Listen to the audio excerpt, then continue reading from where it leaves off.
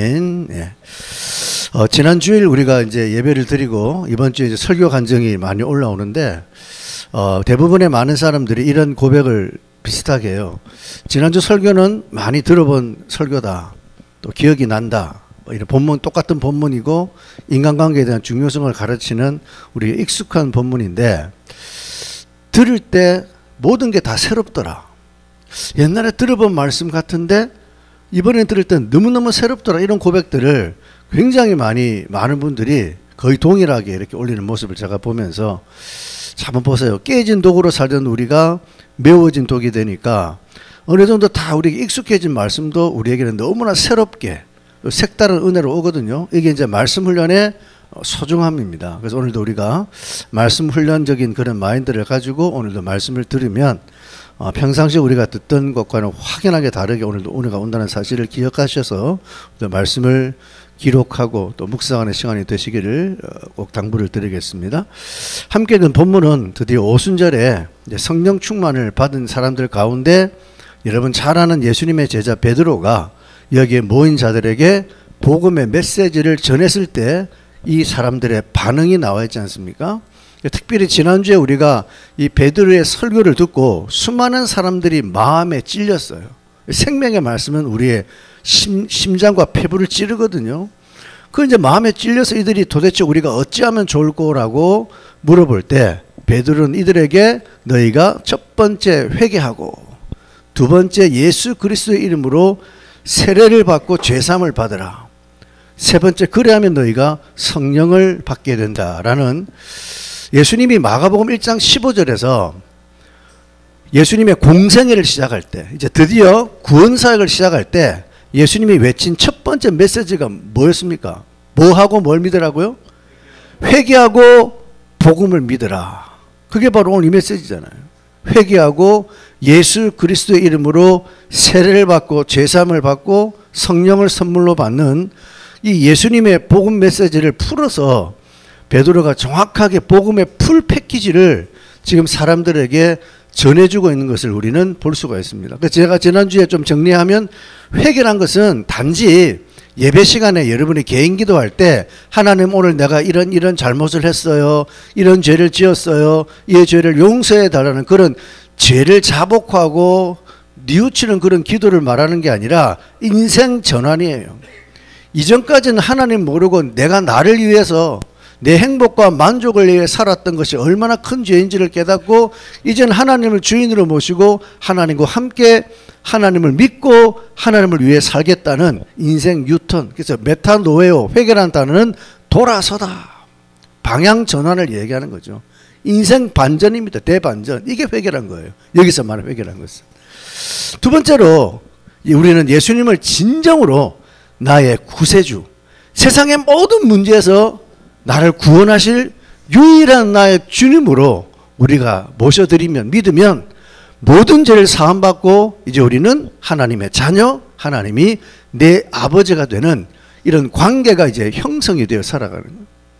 그래서 하나님은 자기의 자녀들에게 자기를 믿고 따르는 자들에게 그냥 이 세상을 살라고 자 열심히 교회 다녀 열심히 봉사해 열심히 뭐 전도해 보내는 것이 아니라 이런 자에게 하나님은 그리스도의 영이신 하나님인 성령을 우리 가운데 선물로 주셔서 드디어 하나님의 복음의 퍼즐의 완성인 성령 하나님이 여러분 마음속에 들어오셔서 여러분과 함께 사는 바로 임마누엘 하나님이 우리와 함께 하신다. 동행. 하나님이 늘 나와 함께 동행하는 복음의 퍼즐의 완성이 우리 가운데 이루어진다는 것을 우리가 지난주에 보면서 이것을 여러분이 이 땅에서 지금부터 영원토록 이걸 누리고 사는 게 바로 영생입니다. 영생. 아시겠어요? 영생은 여러분이 천국 가는 게 영생이 아니에요. 그건 나중에 우리가 누리는 영생이고 사실은 지금부터 영원히 생명을 누리는 게 이거예요. 기독교의 본질은 교회 다니고 예배드리고 이런 게 아니라 하나님과 함께 살아가는 동행의 삶이에요. 동행의 삶. 아시겠죠? 근데 여러분 문제는 오늘날 대부분의 교인들은 하나님과 동행하는 것을 들었어요. 하나님 여러분과 함께 합니다. 믿으세요. 다 압니다. 근데 문제는 뭐냐? 그걸 가지고 안 산다니까요. 뭘 가지고 교회 신앙생활을 해요?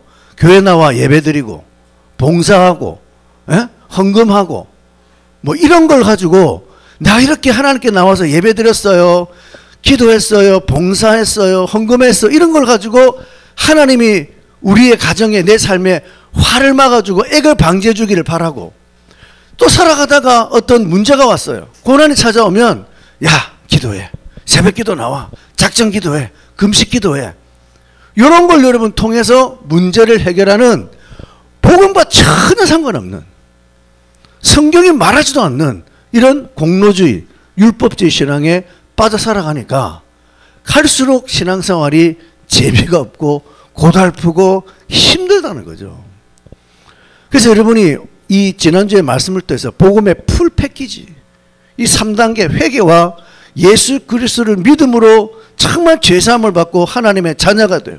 성령을 선물로 받아서 하나님과 함께 사는 삶을 여러분이 생활 속에서 구사를 해야 돼요. 구사를.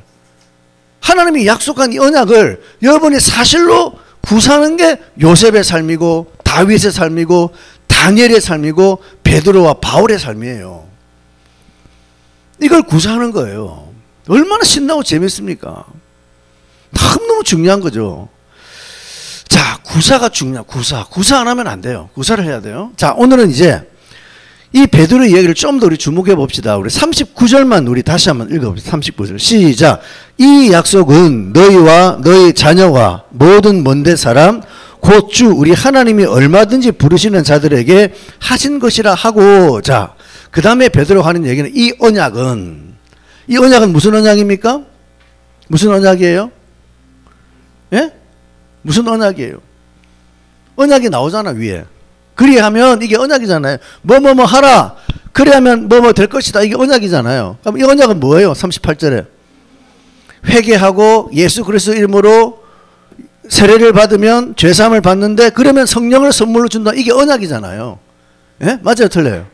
성령을 선물로 받는 것은 결과고 그 앞에 우리가 진짜 방향 전환하고 예수님을 정말 구주로 모시면 모든 죄 사함 받고 하나님의 자녀가 되고 이제는 성령님을 우리에게 선물로 주는 이 언약은 너희와 오늘 베드로의 설교를 들은 여기 모인 무리들만이 아니라 니들 자녀와 후손들 대대손손으로 그리고 뿐만 아니라 여기 있는 사람뿐만 아니라 먼 데 사는 사람 지금 여기는 대부분이 유대인들이잖아요. 유대인뿐만 아니라 이스라엘을 넘어서 이방인들까지 다 멀리 있는 사람까지 결론적으로 뭐냐 곧 요건 뭘 말하냐 우리 주 하나님이 얼마든지 부르시는 모든 자들에게 하신 약속이다라는 거예요.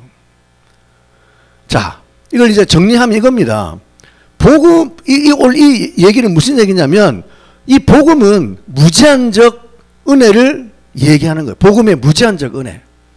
다시 말해 지금 베드로가 전해주는 이 언약은 특별한 사람, 특별한 무리들에게만 제한되어 있고 이들만 공유하는 것이 아니라 이 세상 어느 누구에게 다 열려 있고 다 주어져 있어요. 그러니까 차별이 없습니다. 제한이 없어요. 유대인만 구원받는 게 아니라 이방인도 구원받고 예수님 시대에 살던 사람만 구원받는 것이 아니라 그들의 자녀, 후손, 대대까지도 이런 언약을 누구나 받을 수 있다는 얘기를 하고 있어요. 지금 이 얘기를. 복음의 무제한적 은혜를 얘기해요. 근데 여러분 한 가지 딱 걸리죠. 뭐가 걸립니까? 예? 뭐요? 예, 그죠? 딱 걸려요. 복음의 무제한적 은혜인데 딱 걸리는 거 뭐냐? 바로 하나님이 부르시는 자들에게 했다는 게 뭔가 걸려요? 안 걸려요? 걸리는 거예요. 아, 부르시는 자들이 있으면 부르시지 않은 사람도 있어요? 없어요? 있어요. 이게 이제 문제죠. 그럼 과연 나는 부르신 자인가? 아닌가? 이 문제가 딱 걸립니다. 그죠? 자, 이 구절만 보면 하나님이 구원하시려고 따로 부르시는 사람들이 있지 않을까라는 생각을 누구나 성경을 자세히 보면 해요. 그냥 읽고 지나간 사람 모릅니다. 그냥 넘어갑니다. 후딱 넘어가요. 근데 깊이 묵상해 보면 이 부르시는 자가 우리에게 걸림이 된다는 거예요. 특히 우리 장로교 신앙을 하는 분들 이런 분들 보면 장로교에서 내세우는 교리 중에 중요한 게 하나 뭐냐면 예정론 아시죠? 예정론이라는 게 있어요. 이 예정론에 대해서 많은 사람들이 어떤 잘못된 생각을 가지고 있냐면, 하나님은 창세 전부터 이 세상에 사는 모든 사람들에 대해서 그들의 인생을, 그들의 구원을 이미 예정해 놓았다라는 생각을 가진 사람들이 장로교에 특히 많습니다. 창세전에 이미 하나님은 택함받은 자와 불택자를 이미 예정해 놓았다고 생각을 해요. 쉽게 말하면 10명이면 이 사람이 어떤 삶을 살든 어떻게 살아가든 이미 하나님은 창세전부터 3명은 구원받게 예정되어 있고 7명은 뭘 해도 지옥 가게 되어 있다. 이런 식으로 팔자론, 운명론으로 예정론을 믿는 분들이 장로교 안에 다수가 있습니다. 심지어 여러분 종교개혁 이후에 이 종교개혁자들이 오직 말씀, 오직 성경이잖아요. 근데 이런 사고방식을 가지고 있어요. 그래서 종교개혁 이후에 여러 가지 폐단이 있어요. 물론 종교개혁이 준 영향이 어마어마한 거지만 이 종교개혁이 또 폐단 끼친 게 뭐냐면 그 중에 하나가 뭐냐? 전도하지 마라. 선교 안 했습니다. 왜? 선교하면 뭐예요? 이미 불택자는 정해져 있고 택자도 정해져 있는데 결국 택자는 뭘 해도 하나님이 돌아오게 한다 안 한다? 돌아가잖아요. 그럼 뭐하러 전도해요? 뭐하러 선교해요? 그래서 한동안 이런 종교개혁의 폐단 중에 하나가 뭐냐면 종교개혁자들 가운데 전도와 선교에 관심을 안 가지는 그런 잘못된 사례들이 있단 말이에요. 그래서 오늘 말씀을 우리가 딱 볼 때 부르신 자들이 있구나. 정해진 자들이 있구나. 이런 생각을 하게 되죠. 근데 여기서 말하는 예정론은 무엇에 대한 예정이냐면 집에 가서 에베소 1장 보시면 창세전에 하나님은 예수 그리스도로 말미암아 우리를 자기의 자녀 삼으실 그런 계획을 하나님이 가지고 있다는, 예수님을 통해서 우리를 구원하는 것을 예정했다는 얘기지, 사람을 이미 정해놓고 10명 중에 3명은 구원한다 이런 예정이 절대 아니다라는 얘기예요. 이해되시죠? 자, 그럼 이제 관건은 이겁니다. 과연 그럼 우리는 그런 예정론은 아니다 치더라도 나는 과연 하나님의 부르시는 자인가? 이 부르시는 자란 뜻이 무엇인가? 하나님이 택한 자는 하나님께서 우리를 부르는 콜링이 있는가? 이걸 이제 우리가 알아야 되겠죠. 그래야지 지금 내가 여기에 속해 있는지를 확인할 수 있잖아요. 제가 항상 강조하지만 성경은 성경으로 풀어요. 자, 우리 여기에 대한 정확한 답을 사도행전 2장 21절 보세요. 188페이지 바로 앞에. 자, 사도행전 2장 21절 읽어보겠습니다. 시작. 누구든지 주의 이름을 부르는 자는 구원을 받으리라. 요 구절은 여러분 우리 앞에서 봤지만 베드로가 이 오순절 날에 일어난 이런 초자연적 현상을 설명하기 위해서 이게 그냥 일어난 게 아니야. 구약성경 요엘서 2장에 말세가 되면 성령이 임하시게 되는데 성령이 임하시면 나타나는 현상에 관한 예언을 쭉 설명하는데 그 마지막 부분에 세상은 종말이 오지만 누구든지 주의 이름을 부르는 자는 뭘 얻는다고요? 구원을 받아요. 여기서 말하는 오늘 본문 39절에서 말하는 하나님이 부르시는 자는 누굽니까? 2장 21절 비추면 하나님이 부르신 자는 누구예요? 주의 이름을 부르는 자. 정확하네. 정확하게 집어내네. 이제는 쑥쑥 올라옵니다. 주의 이름을 부르는 자예요. 하나님은 부르시지만 그 부르심의 대상이 뭐냐? 주의 이름을 부르는 자가, 주님을 찾는 자가, 주님을 갈구하는 자가 바로 하나님의 부름을 받아요. 아까 우리 처음 시작할 때도 우리 하나님께 나가는 자는 반드시 그가 계신 것과 찾는 자에게 상주신심을 믿으라 그랬잖아요. 그런 삶을 사는 자가 바로 하나님이 부르시는 자들이라고 오늘 요엘서 2장에 사도행전 2장 21절에 정확하게 이러면 답을 우리에게 주고 있지 않습니까? 제가 얼마 전에 이런 얘기를 잠깐 드린 적이 있어요. 하나님이 고치지 못할 사람은 없습니다. 그래요 안 그래요? 그래요 안 그래요? 있습니까? 하나님은요 고치지 못할 사람이 없어요. 근데 하나님께 고침받지 못하는 사람은 있어요. 이 좀 애매모호하고 못쓴데요 보이죠? 잘 들어보세요. 하나님이 고치지 못하는 영혼, 고치지 못하는 사람은 없어요. 하나님은 다 고칠 수 있어요. 그런데 하나님께 고침받지 못하는 영혼은 있다니까요. 이 모순돼 보이죠? 무슨 말이냐? 하나님은 전지전능자이기 때문에 모든 사람을 치유할 수 있고 회복할 수 있고 살릴 수 있어요. 고칠 수 있어요. 그런데 중요한 건 뭐냐? 아무리 하나님이 전지전능하신 분이라 해도 사람들 가운데 하나님께 나오지 않는 자는 절대 고침받지 못합니다. 하나님은 완전해요. 하나님은 완전한데 하나님은 다 고칠 수 있는데 나와야 돼요. 근데 사람들 가운데 하나님 앞에 나오지 않는 자, 찾고 구하지 않는 자, 엎드리지 않는 자는 하나님의 고침을 받을 수가 없습니다. 우리 계시록 2장에도 보면 여러분 아시지만 주님이 우리를 초대한 내가 문 밖에서도 두드린다. 누구든지 내 음성을 듣고 문을 열면 내가 네 속에 들어갈게. 예? 주님이 지금 우리를 부르시거든요. 문 밖에서 여러분의 마음의 문을 두드려요. 근데 문을 안 열면 주님 안 들어갑니다. 문을 여는 거는 내가 해야 돼요. 반응을 보이라는 거예요. 주님의 부르심 앞에 여러분이 하나님을 불러야지 주님과 관계 형성이 되지, 아무리 전지전능하신 하나님이라도 우리가 마음의 문을 안 열면 주님이 들어갈 수 없기 때문에, 들어가지 않기 때문에 그 사람은 절대 고침을 받지 못해요. 참, 정말 중요한 얘기예요. 제가 목회를 한 30년 했는데요. 제가 딱 보면요, 다 신기합니다. 다 교회를 같이 다니고 예배를 드리고 하는데 수십 년 교회 다녀도 안 되는 사람이 있어요. 안 되는 사람. 그 장로님일 수도 있고 목사일 수도 있더라고요. 권사님일 수도 있고 안수집사일 수도 있어요. 고침, 변화가 안 돼요. 왠 줄 아세요? 이런 사람의 특징은 찾지를 않아요. 부르짖지 않습니다. 나가지 않습니다. 이게 안 되면 무슨 교회 계급이 어떻고 저떻고 목사고 다 소용없어요. 결국 이 사람은 고침받지 못해요.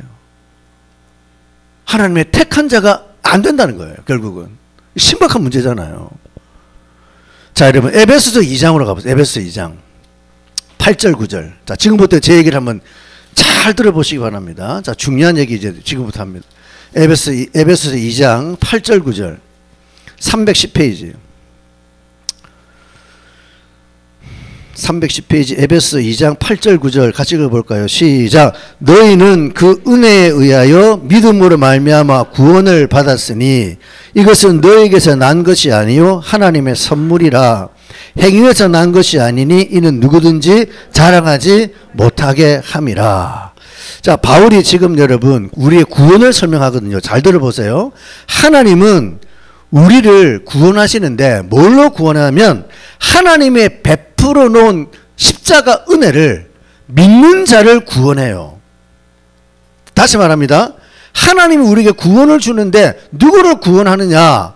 하나님이 이미 베풀어 놓은 십자가 은혜를 믿는 자를 구원하는데, 이 구원이란 것은 너희에게서 난 것이 아니에요. 우리의 행위와 우리의 선행과 우리의 노력과 우리의 열심으로 나는 것이 아니라 하나님의 뭐라고요?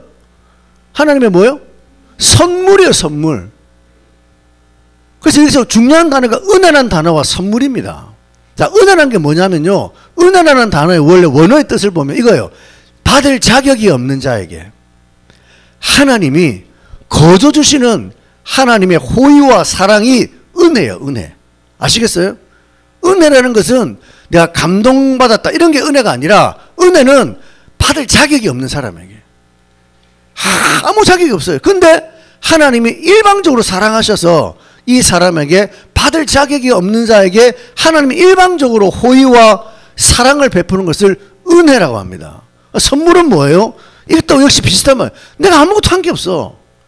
내가 아무것도 한 것도 없는데 누군가가 나에게 거저 주는 게 선물이잖아요.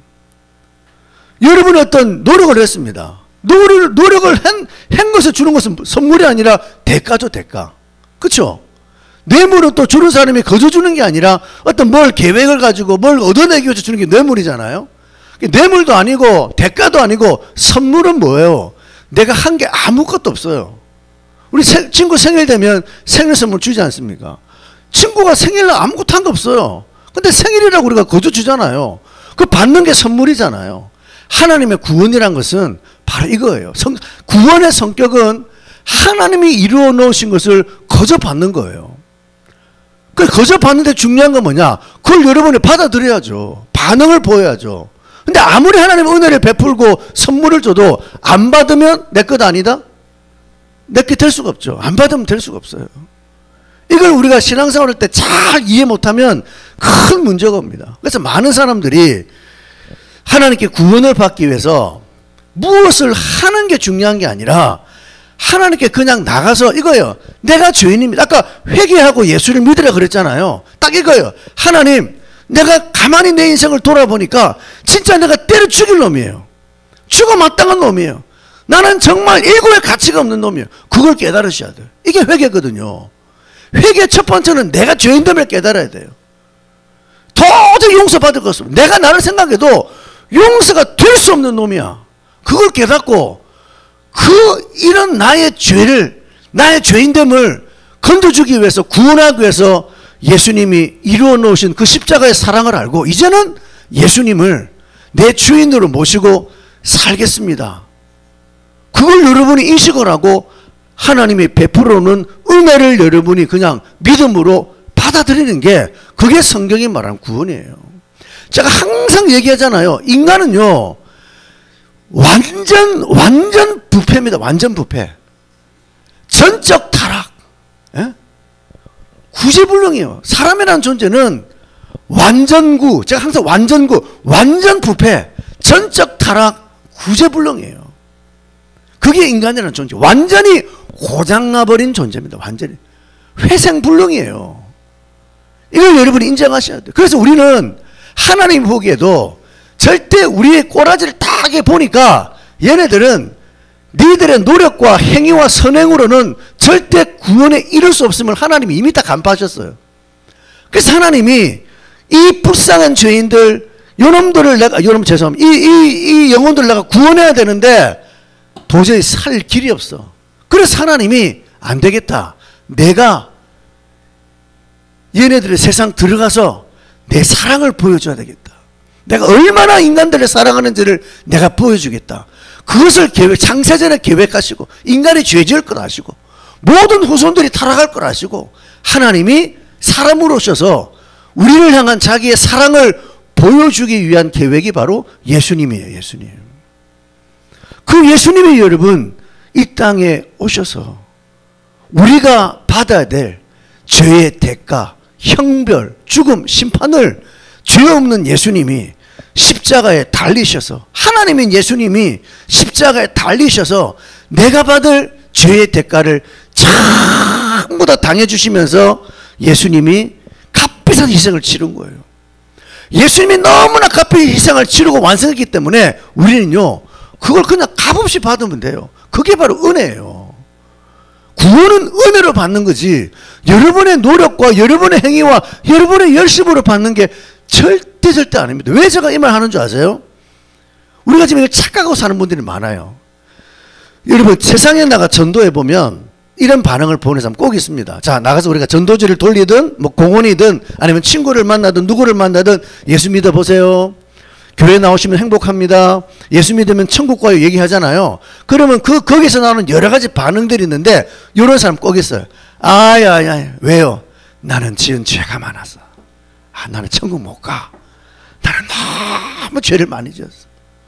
내 과거 한번 얘기해주면 니들 다 뒤집어져. 난 누군지 아니? 나는 천국 못 가. 나는 죄가 많아서 천국에 들어갈 수 없어. 이런 사람들이 있습니다. 또 어떤 사람 이래요. 선생님 예수 믿으세요. 교회 나오세요. 그러면요, 아유 다 좋아요. 나도 교회 나오고 싶어. 다 좋은데 지금 나는 너무 지금 인생이 바쁘고 분주하고 정리가 안 되고 복잡해. 그래서 내가 좀 정리되면 한 1년이든 2년이든 좀 내 모든 삶이 정리가 되면 그때 나 교회 나갈 거야. 좀 기다렸어요. 지금 당장은 못 나가. 너무 지금 내가 복잡했어. 머리가 복잡해서 교회 못 나가니까 다음에 이런 분도 있습니다. 또 어떤 사람은 예수 믿으세요. 구원받아서 얘기하면 아이고 나는 술도 못 끊고 담배도 못 끊고요. 우리 집 제사도 지내고요. 나는 지금도 뭐 나쁜 짓 많이 해서 나는 교회 나가면 안 돼. 이런 분들이 종종 있거든요. 여러분 저는 그걸 들을 때마다 마음속으로 지금 뭔 소리야.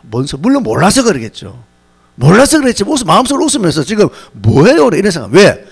여러분 예수님이 그것 때문에 죽으셨잖아요. 그것 때문에 지금 예수님은 세상을 딱 둘러보고 술 담배 안 하는 사람, 죄 안 짓는 사람, 거룩하게 사는 사람 구원하러 온 게 아니라 그래. 예수님은 의인을 부르러 온 게 아니라 죄인을 부르러 왔다 그랬거든요. 뭐 세상 모든 사람은 죄인이니까 다 해당되겠지만 의인을 부르러 온 게 아니에요. 예수님은 너무너무 내가 과거에 지은 죄, 지금 짓는 죄, 미래에 지을 죄, 우리의 모든 죄를 다 알고, 야, 너 완전 부패, 전적 타락, 구제불능해. 그걸 아시고 그 문제를 해결하러 십자가 달려 죽으셨단 말이에요. 그러면 이 혜택의 1번이 누굽니까? 죄 많다는 사람 1번이 죄 많다. 빨리 나와야 돼요.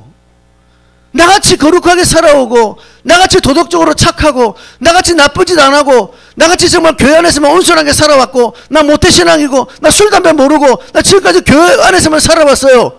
이런 사람은 하나님의 은혜를 모릅니다. 제가 그랬단 말 아니에요. 나 우리 목사님 진짜 어릴 때부터 와 완전히 천사처럼 살았고 아니에요. 저도 개망난이었어요. 예수 믿기 전에. 저도 늦게 믿었잖아요. 그런 사람은요 은혜를 더 몰라요. 근데 세상에서 지을 죄 다 지어보고 오만 가지 다 해보고 진짜 나는 일구의 구원의 가치가 없어. 이런 사람이 십자가의 은혜를 바라보면 그 은혜의 가치가 모태신앙이고 술, 담배 한 번 안 하고 교회에서 온순히 살아온 우리 예원이 같은 자매 이런 사람은요 죄인임을 알지만 그 은혜의 가치가 한 100원이라 칩시다. 무시할 수 없는 거지만 근데 진짜 용서받을 수도 어마어마한 죄를 지은 사람이 십자가에 서게 되면 그 은혜 가치가 100원이 아니라 100억, 1000억이에요. 그래서 죄가 더한 곳에 은혜가 더하단 말 이거예요. 근데 문제는 뭐냐? 사람들이 그걸 모르니까 안 나오는 거예요. 안 나오는 거. 나가면 되는데 주님을 부르면 되는데 그죠? 주님이 그런 사람 지금 부르시는데 나오면 돼요. 주님 내가 죄인입니다. 그 죄를 위해 예수님이 날 위해 십자가 죽으셨어요. 너무 감사해요. 너무 고마워요. 나오면 된다니까요. 이건 불신자만이 아니라 놀랍게도 교회 안에도 이런 분들이 너무너무 많아요. 심각할 정도로 많아요. 교회 다니면서 보세요. 하나님 믿는다고 말은 해. 집사님, 권사님들 하나님 믿죠. 하나님 알고 살죠. 다 믿는다는 말은 하는데 신앙생활 모습 보면 전부 다 가만히 보면요. 자기만을 주목하고 살아요. 자기만을 주목하고. 무슨 말이냐. 항상 신앙생활 할 때 자기의 행위를 주목합니다. 자기.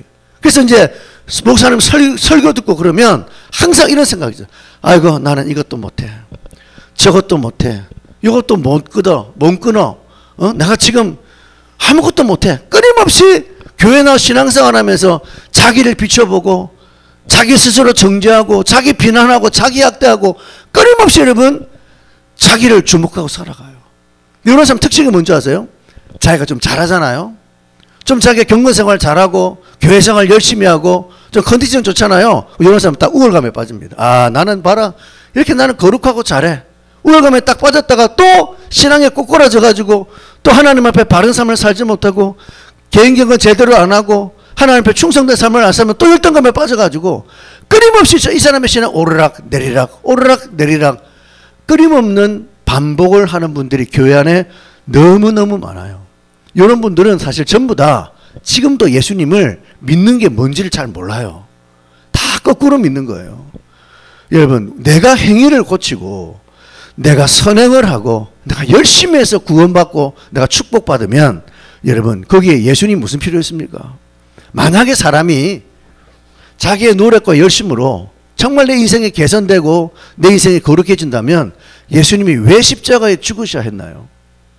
만약에 우리가 신앙훈련을 잘 받아가지고 여러분들이 제자훈련을 하고 무슨 세미나를 다니고 이래가지고 여러분이 고쳐지면요 예수님이 죽을 이유가 없습니다. 그거 하면 돼요.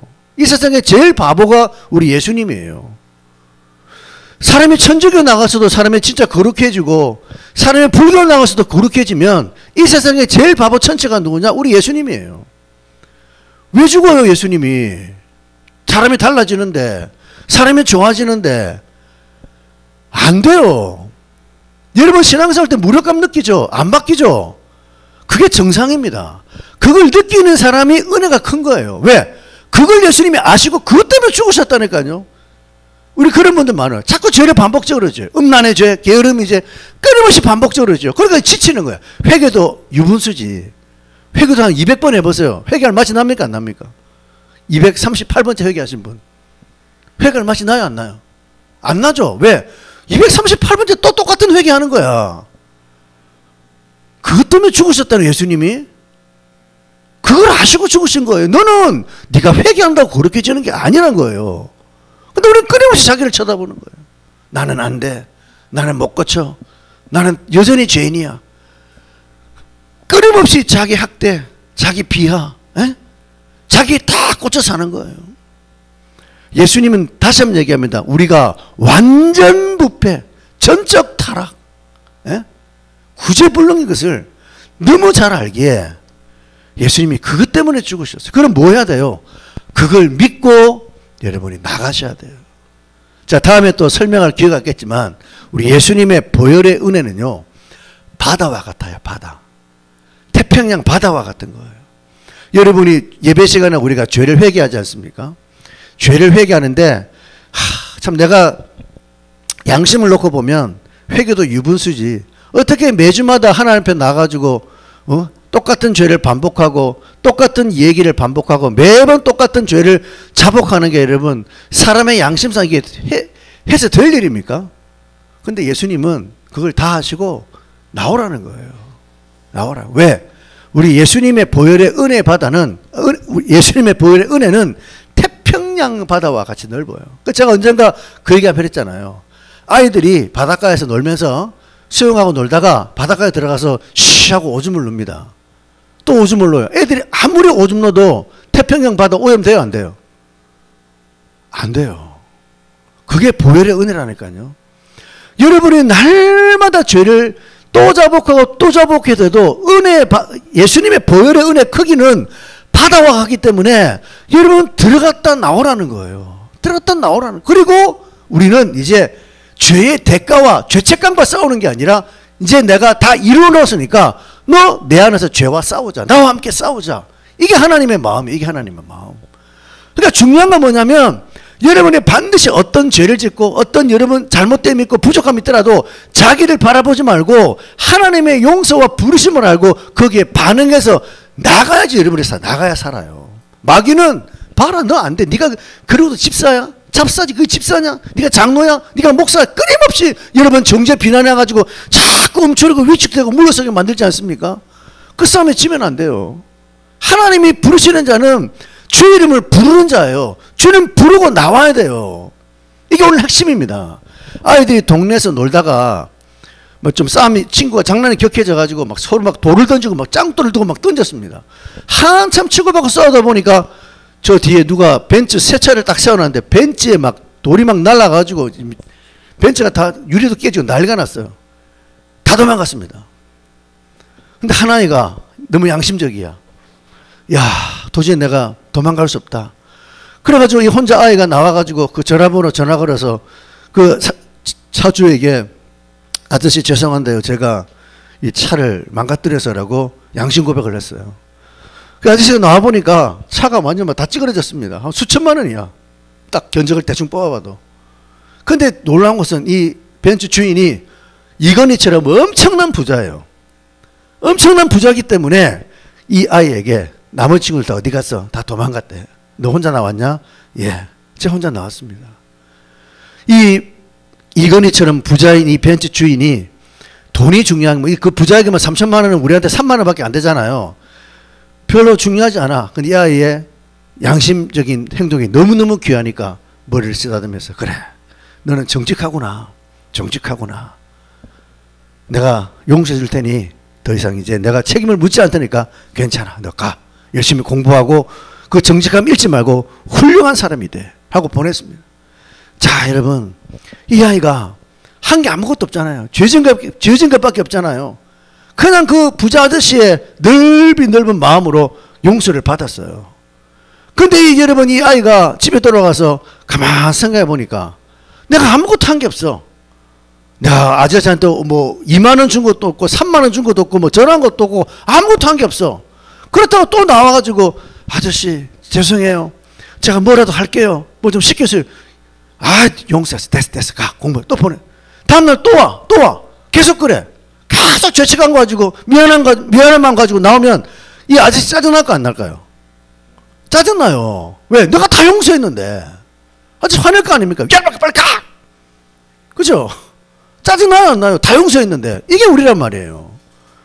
모든 죄를 탕감받았다는데 우리는 그 용서를 확신하지 못하고 그런 우리의 마음속에 미안한 마음, 죄송한 마음, 위축된 마음으로 사는 걸 하나님이 원치 않는 거예요. 오히려 아저씨 볼 때마다 인사하고 아저씨 고마워요. 아저씨 용서해 주셨기 때문에 제가 더 열심히 공부할게요. 이런 마음으로 사는 걸 얼마나 기뻐하겠어요. 이게 오늘 여러분 하나님이 부르시는 자들의 특징이에요. 성경에 보면 예수님은 우리가 하나님 앞에 나올 때 어떤 조건을 하나도 안 달았다는 거예요. 뭘 하고 나와라. 뭘 버리고 나와라. 이런 조건이 없다니까요. 수고하고 무거운 짐진 자들아 다 그냥 내게로 오라야. 예? 야, 수고하고 무거운 짐진 자들아 너 무거운 짐들을 좀 벗어놓고 와. 너 집에 놔두고 한 것이 아니라 수고하고 무거운 짐진 자들아 그냥 그대로 내게로 와. 왜? 내가 너희를 쉬게 해줄게. 예수님이 붙인 조건 단 하나입니다. 딱 하나 뭐예요? 내 멍에를 메고 내게 배우라는 거예요. 멍에를 맨다는 말은 뭐예요?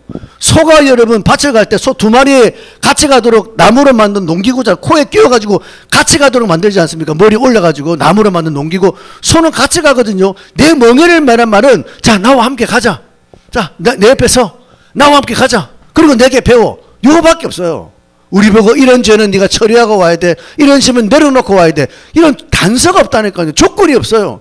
이사야서 55장에 이사야 선지자가 이스라엘 백성 부를 때면 야 목마른 자들아 내게로 나와. 값 없이 돈 없이 내게로 와서 먹고 마셔. 예?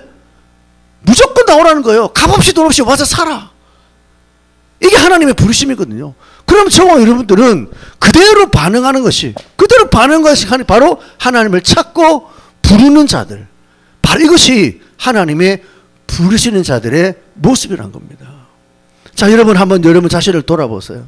내가 신앙생활 할 때 잘 될 때는 문제가 없을지 모르지만 내 뜻대로 안 되고 내 계획대로 안 되고 죄를 짓고 자꾸 잘못된 길을 갈 때 여러분 어떻게 반응합니까?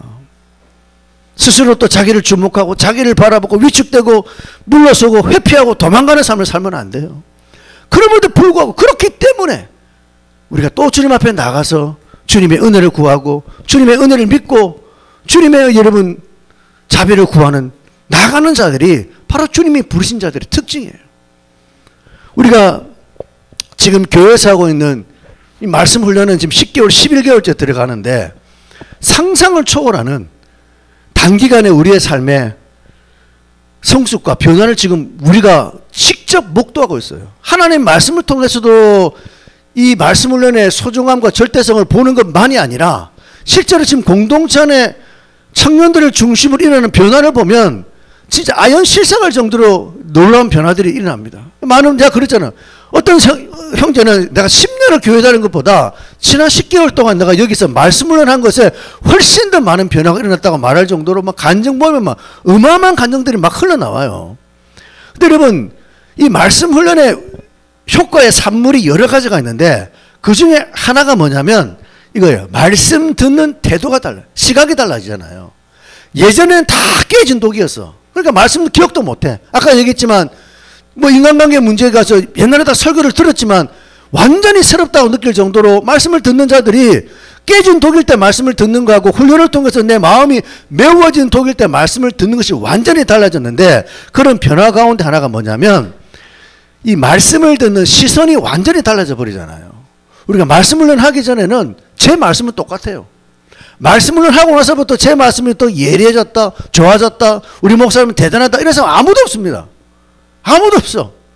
목사님 설교 칭찬 내가 옛날에 더 많이 들었어. 뭐 듣고 싶지만 않지만 오히려 옛날에 훨씬 더 예배 끝나고는 오늘 말씀 좋았다 이런 얘기 너무 지금은요 아무도 목사님 보고 아 목사님 말씀 좋아요 하는 사람 새신자들밖에 없어. 그나마 감사합니다. 뭐 그건 중요한 게 아니고 농담이고. 자, 근데 이제 문제는 뭐냐? 옛날에는요 말씀을 하기 전에는 똑같은 말씀을 전했거든요. 똑같은 말씀 전하면 그 말씀은 듣는 자들이 항상 뭘 보냐면 자기 죄와 허물만을 봐요. 예를 들면 제가 재물에 관한 설교했죠. 그럼 이제 설교 끝나면 뭘 생각? 아, 내가 탐심을 버려야 되겠구나. 율법적으로 봤죠. 나를 바라봅니다. 제가 마음의 중요성을 설교했어요. 그러면 이 사람들은 뭘 받느냐? 아, 나는 마음이 병들었어. 나는 마음에 문제가 많아. 이렇게 말씀을 받아요. 자기 앞날과 미래에 관한 설교를 하면 아, 나는 안 돼. 난 할 수 없어. 성격에 관한 얘기를 하면 내 성격에 문제가 너무 많아. 나 이런 성격이야. 저런 이런 식으로 전부 다 말씀을 듣는 관점이 자기를 주목한다는 거예요. 자기를. 그러니까 이러면 결과가 뭐예요? 말씀에 눌려요. 아까 조금 전에 우리 집사님이 말씀을 하고 나서 또 눌리자고 이런 고백 나오지 않습니까? 옛날에는 말씀 들으면 전부 다 성도들이 말씀에 눌려버려요. 왜? 자기 관점으로 말씀을 받으니까. 근데 말씀 훈련하면 말씀의 관점이 어떻게 싹 변하냐면 동일한 말씀이지만 자기를 바라보는 것이 아니라 물론 죄와 허물로 첫 번째 비추죠. 말씀이 자기를 보는 거울이기 때문에 자기의 허물과 죄를 바라보기는 하지만 여기서 멈추는 것이 아니라 딱 이게 나옵니다. 하나님이 왜 나에게 이 말씀을 하실까로. 처음에는 자기를 비춰보지만 나의 허물과 나의 죄를 깨달아요. 하지만 여기서 끝나는 것이 아니라 그러면 하나님이 왜 나에게 이 말씀을 하실까?